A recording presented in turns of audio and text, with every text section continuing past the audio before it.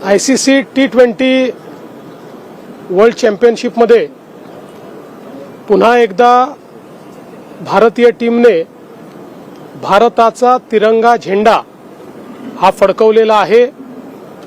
भारत पुन्हा चॅम्पियन झालेला आहे आणि काल अनेक रेकॉर्ड तोडत ज्या प्रकारे न्यूझीलंडचा पराभव हा भारताने केला, T20 सामन्यांच्या इतिहासामध्ये फायनलमध्ये अशा प्रकारचा स्कोर करणं आणि समोरच्या टीमला अशा पद्धतीनं गारद करणं हा देखील एक नवीन रेकॉर्डच आहे। विशेषतः काल संजू सॅमसन असतील, अभिषेक शर्मा असतील, यांनी ज्या प्रकारे बॅटिंग केली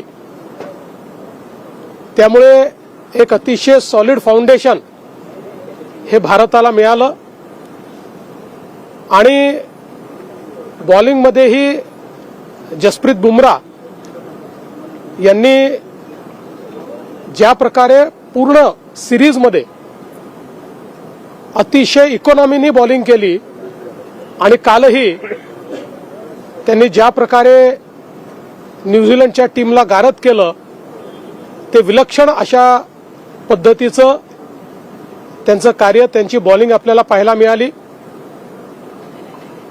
अर्थातच एकूण टीमचा परफॉर्मन्स हा अतिशय उत्तम राहिलाय।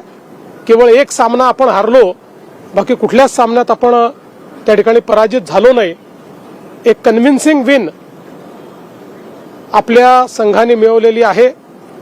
त्यामुळे सूर्यकुमार यादव आणि संपूर्ण टीम या सर्वांचं मी अतिशय मनापासून अभिनंदन करतो आणि आपल्या मुंबईचे खेळाडू देखील या टीममध्ये उत्तम त्यांनी खेळ केला असल्यामुळे त्यांचंही, शिवम असेल, सूर्या असतील, अशा सगळ्यांचं मी अतिशय मनापासून अभिनंदन करतो।